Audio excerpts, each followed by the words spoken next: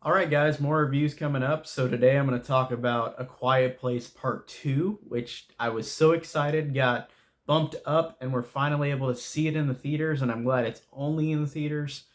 This is a movie I feel like you have to see in the theaters, personally. A Quiet Place 1, I really, really dug. I thought it was awesome. I rewatched it again a year ago, I think, whenever they actually had the original release date, and then, of course, it was postponed. But rewatching A Quiet Place 1, I didn't like it as much as I did on first watch, but I still thought it was a really well made movie and really effective and really scary. Um, and I was excited for Quiet Place 2. I thought that it looked really good from the trailers, and I really was expecting it to be good because, like I said, I did like the first one a lot. I thought it was really good. I thought John Krasinski did a great job with the first one. John Krasinski and Emily Blunt are awesome in that movie, and I think the acting is fantastic from all of them. It's a scary, scary movie, and for a PG-13 as well. Which I hate saying that because I know PG-13 movies. There are a lot of great horror that are PG-13, but it's just kind of wedged in with the idea of PG-13 horror can't be effective or good. Even though I definitely have a lot that I love that are PG-13. But I feel like a majority of people say like if it's PG-13, I'm not going to see it, kind of thing. But I love the first one. Really scary movie, really effective, great performances, great everything.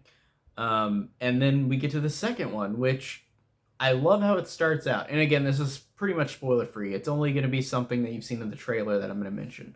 The movie opens with the first day this stuff happens because in the first movie it started on day like 474, I think, or something like that, where they've been in this world for a long time with these creatures that have killed most of the population.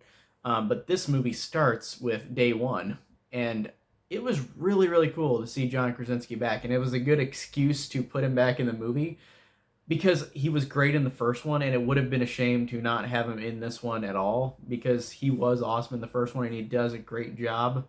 Um, I like seeing opening up like how this started. I thought that was great. Um, the like I said, the opening credits really, really scary, really, really, really effective. I love the fact this happens in the beginning of the movie, but it also happens throughout the movie. The use of sound in this is so cool, and I know I'm just sounding rhetorical because it's like this is a movie about being quiet a lot of the time, but I'm not meaning that way. I'm meaning sound as in you've got I think her name is Reagan, the girl who's deaf and mute. Um, every time she encounters something in the movie, it becomes quiet. So it's like you're in her head, like you're hearing her thoughts because there's no sound around her. And every time it cuts away to somebody else, the sound comes back. And I thought that the sound editing was really, really good, especially in that opening scene. The whole movie is great with that, with the sound editing, but that's a really cool moment as well. A really cool use of that, the opening scene, and it's really effective and tense. And then after the opening scene, you get what happened after part one, where like you've got Emily Blunt and her kids going out into the world because their house is gone. I really, really enjoyed that. And they encounter this character who Cillian Murphy plays, and I don't remember his name, but they do a good job of opening in the putting the opening in the movie, showing him in the opening whenever this happens, so you get an establishment that he is in this movie afterwards. And Killian Murphy, it's cool to see him in this. I do like him as an actor. I think he's really good in this. He again, um, he's not John Krasinski in terms of like he's not the replacement.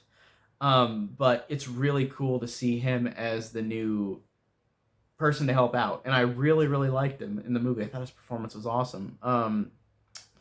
I liked too that the movie I really enjoyed the fact that John Krasinski with writing. I think he wrote and directed it. I knew he directed it, but if he wrote it, I believe he wrote all of it. But in terms of the writing of this movie, I really like the fact that he separates these characters.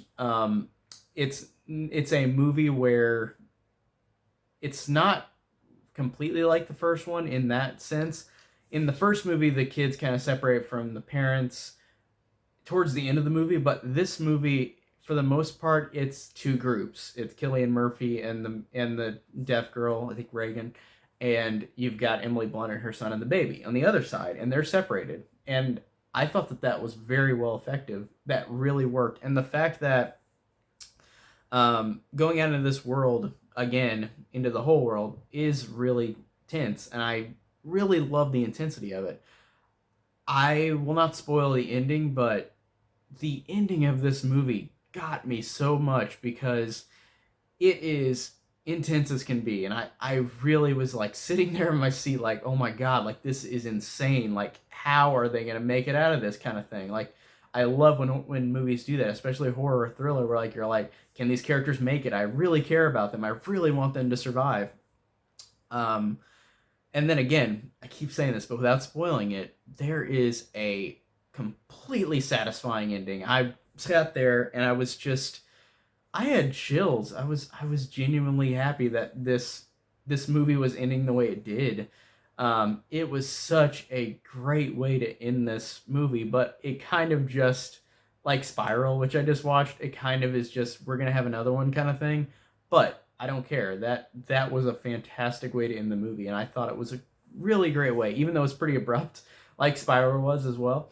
But that didn't bother me because it was so effective and so well done. And again, because of the acting and the performances, and because it is such a very tense and well done horror movie, and it's so short too. It's only an hour and a half. It works very, very well with being fast and fluid, but giving you everything in the simplicity it is. I like how it's a very simple movie, but they do a great job with establishing all this stuff, making it very tense, making the performances great. It's just such a fantastic movie. I really, really enjoyed A Quiet Place too. Um, there's not much else to say because, like I said, it is a simple horror movie. It is simple, but it is incredibly effective to me, and that's all I can really say. I think it just works in that aspect a lot. So yeah, really, really great week of the movies last week.